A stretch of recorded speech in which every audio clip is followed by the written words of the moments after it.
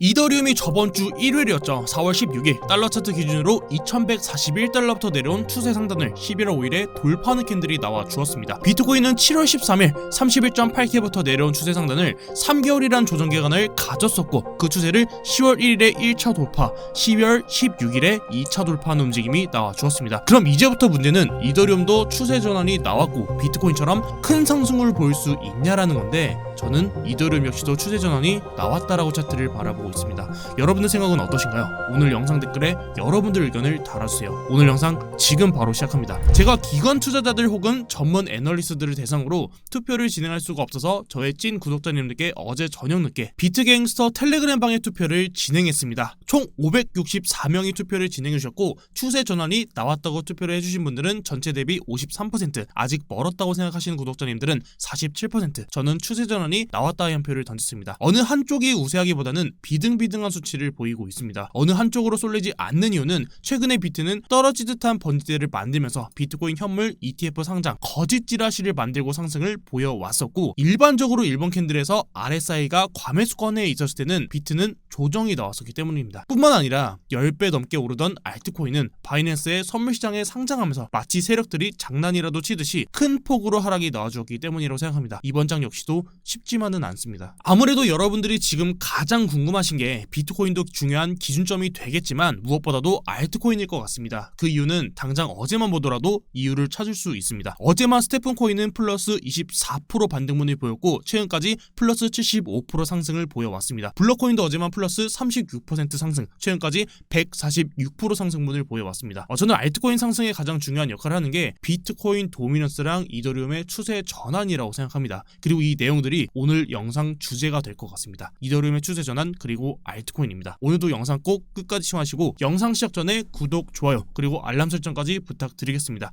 알람 설정을 통해서 비트갱스 영상을 가장 빠르게 받아볼 수 있습니다. 우선 이더리움 추세 전환을 먼저 말씀드려야 되는데, 현재의 비트코인 차트랑 이더리움 차트를 비교하면서 설명드릴 겁니다. 첫 번째로 비트코인은 8월달에 바닥을 형성해주는 자리에서 일본 캔들에서 다이버던스를 만들면서 상승분을 보여왔었고, 그 상승분은 플러스 44%, 고점부터 내려왔던 추세 상단까지 돌파하는 상승분이 나와 주었습니다. 당시 차트를 보면서 저랑 같은 생각을 하셨던 분들이 분명 있으실 텐데, 저는 사실 이 추세 돌파를 의심했었습니다. 비트코인 현물 ETF 승인 관련된 거짓 정보가 나오면서 추세를 돌파했었기 때문이었고, 결국 추세 돌파가 나와주면서 고점 자리를 넘기는 상승분이 나와주었기 때문에 현재 차트를 봤을 때는 저는 이 자리가 추세 전환을 했던 자리가 맞았다, 이렇게 좀 차트를 다시 되돌아보고 있습니다. 그럼 결국에 비트코인이 선행하는 차트를 그려왔었고, 비트코인이 선행 그리고 이더리움이 비트코인을 따라갈 수 있냐가 중요할 텐데, 저는 충분히 이더리움이 지금의 비트코인을 따라올 수 있을 거다라고 생각합니다. 지금부터 그 근거들을 말씀드릴 텐데, 이더리움도 8월달부터 9월달까지 바닥에서 일본 캔들에서 저점을 계속해서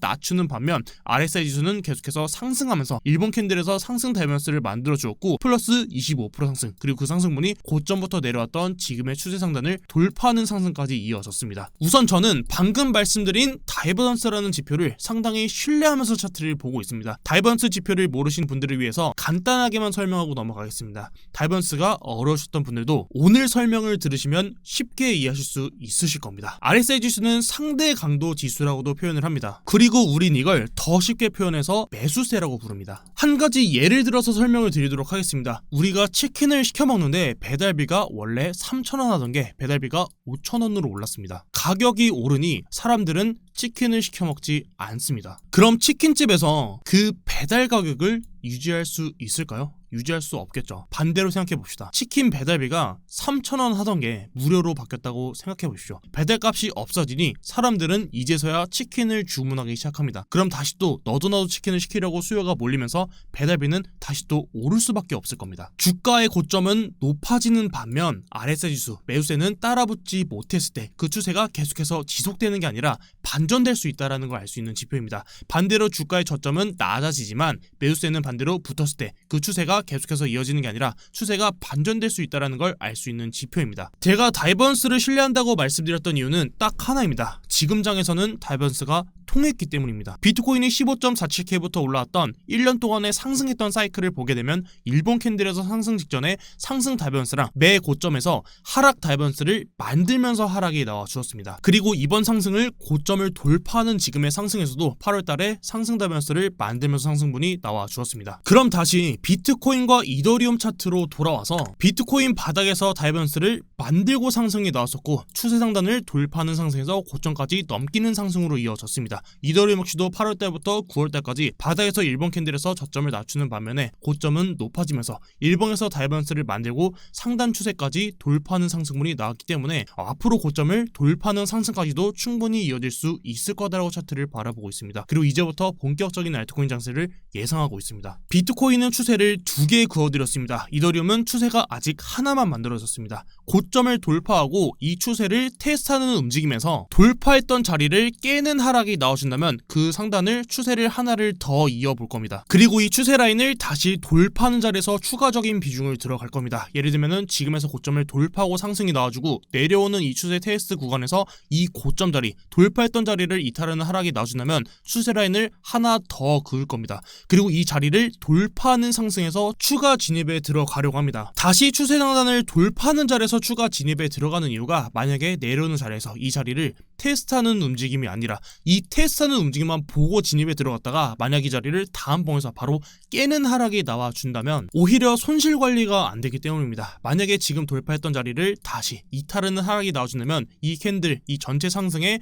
절반 자리에서 중간 자리에서 추가적인 비중에 들어갈 예정이고 제가 보는 손절 라인은 상승이 시작했던 지금의 이 시작점입니다. 비트코인도 파동의 관점에서 봤을 때 지금처럼 이렇게 하나의 상승 파동이 완성되기 직전의 모습을 그리고 있습니다. 이 부분이 비트코인과 비교한다면 이게 상승의 시작이 맞다면 비트코인과 똑같은 이더리움의 상승 시작점이었다고 한다면 눌리는 자리에서 이 저점 자리를 절대 깨지 않아야 됩니다. 그렇기 때문에 저는 이 자리를 손절 라인으로 잡았습니다. 1521달러, 원화로는 208만원입니다. 다음으로 이더리움 상승의 중요한 건 현물 ETF입니다. 비트코인 상승 중심에 있는 건 비트코인 현물 ETF, 그 중에서도 세계 1위 자산 운용사인 블랙록의 현물 ETF입니다. 과거 영상을 잠깐 가져오면 10월 26일 영상에서 말씀드렸던 내용 중 한 문장입니다. 지금 시장의 변수는 비트코인 현물 ETF다라는 말씀을 드렸습니다. 연준이 지금처럼 고금리를 유지하는 유동성을 죽인다면 실질적인 증시 상승에는 어려운 환경이 만들어질 거기 때문입니다. 그 근거를 단편적으로 보여주는 건 차트만 봐도 알 수 있습니다. 고점부터 내려온 추세를 이어봤을 때 추세를 돌파하고 최근 고점까지 돌파한 차트는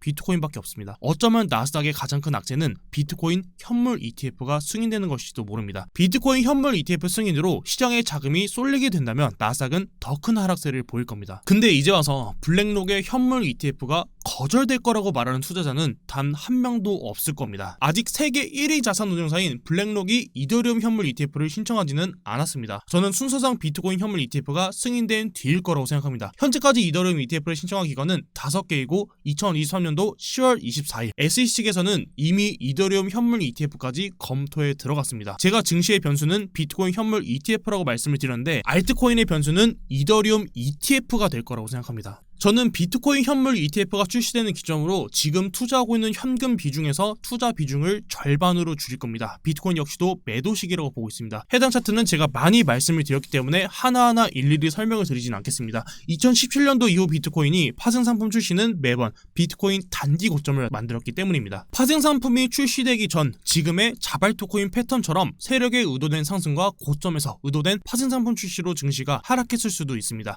혹은 고점에서 개인 물량들이 너무 많이 들어오면서 개인 물량들이 증시에 단기 고점을 만들었을 수도 있습니다. 우리가 그걸 정확히는 알 수 없습니다. 하지만 한 가지 우리가 해야 할 건 대비해야 한다는 겁니다. 과거의 차트를 보는 이유는 더 나은 선택을 하기 위해서입니다. 과거를 통해서 완벽한 미래를 예측할 수는 없지만 더 나은 선택을 이끌어낼 수는 있을 겁니다. 파생상품이 출시되고 알트코인에 대한 예측은 말을 조금은 아끼겠습니다. 제가 구글에다가 이더리움 에코시스템 맵 2023년도라고 쳤을 때 나오는 코인들입니다. 이더리움 안에서 돌아가는 알트코인들은 수백 수천 가지가 넘습니다. 우리가 아는 대부분의 알트코인들도 거의 다 이더리움 기반으로 돌아갑니다. 이더리움 ETF가 승인된다면 이더리움 관련 코인들이 테마를 이루면서 상승을 이끌어낼 수 있을 거라고 생각하기 때문입니다. 그렇기 때문에 비트코인 ETF와는 다르게 이더리움 ETF가 승인됐을 때 그 알트코인들 역시도 하락을 만들 거다라는 말은 조금 아끼도록 하겠습니다. 지금 당장 업비트만 들어가 보더라도 투자자들의 심리를 한 번에 이해할 수 있습니다. 조금만 떨어져도 잘못 진입한 게 아닌가라는 생각도 들고, 조금만 오르면 좀 더 버텨볼 걸 그랬나? 너무 빨리 팔았나? 이런 생각도 들 겁니다. 막상 알트코인 불장이 오니까 맺고 끊는 게 참 어렵습니다. 그렇죠? 그 이유는 암호화폐 시장에서의 하락장은 단 한순간에 찾아오기 때문입니다. 무너진다면 기회도 안 주고 무너질 겁니다. 그게 무섭기 때문일 겁니다. 우리가 오늘 이거 하나만 기억해도 절반은 한 겁니다. 자, 같이 따라해 보겠습니다. 자발트 상승은 상승장 직전과 상승장 마지막에 나온다. 그리고 그 자발트 상승이 마지막에 나온다면 일봉에서 윗꼬리를 미친 듯이 달 거다. 지금부터 과거 차트를 좀 돌려볼 겁니다. 하나하나 잘 따라와 주셔야 됩니다. 저는 2021년도부터 올라온 지금의 상승이 가장 이상적인 상승 사이클을 가졌었다고 생각합니다. 그 이유는 알트코인에 있습니다. 21년도 7월 21일부터 비트코인은 총 134% 상승이 나왔었고, 고점에서 약 2달 횡보, 그 뒤에 마이너스 52% 하락분이 나왔습니다. 첫 번째 상승에서 플러스 77%, 이때는 에이다가 플러스 200% 상승했고, 두 번째 상승 구간에서 11월 비트코인 플러스 75% 상승하고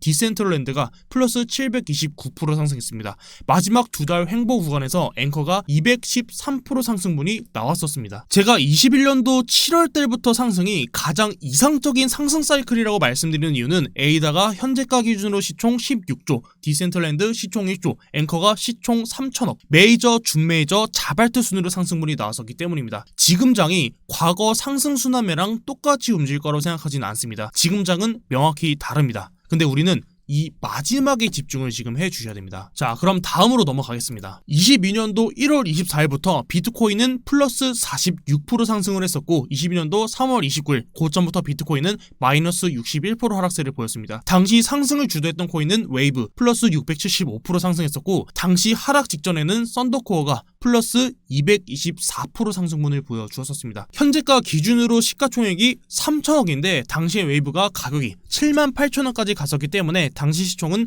7조가 넘었었습니다. 여기서도 주목을 해야 되는 건 마지막 상승에서 자발트 상승과 그 마지막에 윗꼬리를 달아주는 움직임이 마이너스 33%까지 나왔었다는 겁니다. 자발트가 상승 마지막에 나왔던 건 최근 장에서도 유효합니다. 15.47K부터 올랐던 상승은 최대한 빠르게 넘어가겠습니다. 가스코인이 플러스 149% 상승, 그리고 고점에서 마이너스 33% 윗꼬리를 달아주는 하락, 스팀코인이 플러스 98% 상승, 윗꼬리가 마이너스 27% 하락, 썬더코어가 154% 상승, 윗꼬리가 마이너스 43% 하락. 이 하락이 윗꼬리였다라는 게 중요한 포인트입니다. 그리고 저는 지금 장도 다르지는 않을 거라고 생각합니다. 제가 도미넌스에 대해서 말씀을 드린다고 했는데, 저는 이제부터는 시가총액이 높은, 적어도 4천억이 넘는 코인들로 포트폴리오를 준비하는 시기라고 보고 있습니다. 지금처럼 자발트가 상승분이 나와주고 윗꼬리를 달아주는 하락이 나오지 않는다면 저는 알트코인 장세는 계속해서 나와줄 거다라고 차트를 바라보고 있습니다. 그 기간이 빠르면 한 달, 늦으면 두 달이 걸릴 수도 있습니다. 저번 주에 마감된 도미넌스의 주봉이 음봉으로 마감되었습니다. 본격적인 알트코인 장세는 22년도 9월달부터 1년 넘게 올라온 비트코인 도미넌스가 깨진 자리부터 나올 거다라고 예측을 하고 있습니다. 이미 21년도부터 고점까지 넘기는 상승분이 나왔기 때문에 알트코인의 상승은 어느 정도 예측되었다고 봐도 무방하다고 생각합니다. 결국은 과거 21년도 알트코인 부장이랑 동일하게 이 고점 자리를 찍어주면서 도미넌스가 알트코인으로 유입이 되었을 때 그 시기에 알트코인 부장이 나와줄 거다. 그리고 지금 비트코인 도미넌스는 고점 자리를 크게 올렸기 때문에 지금의 추세 라인을 깨는 하락이 나와준다면 아마 대부분의 알트코인들이 상승분이 나와줄 거고, 이더리움을 포함한 메이저, 준메이저 알트코인들도 그 상승분이 나와주는 시기는 지금의 도미넌스의 하단부를 깨는 하락이 나와주는 그 시기가 될 거라고 차트를 바라보고 있습니다. 결국 지금이라도 이 알트코인들을 못 사는 이유는 조금이라도, 정말 조금이라도 괜찮으니까 남들보다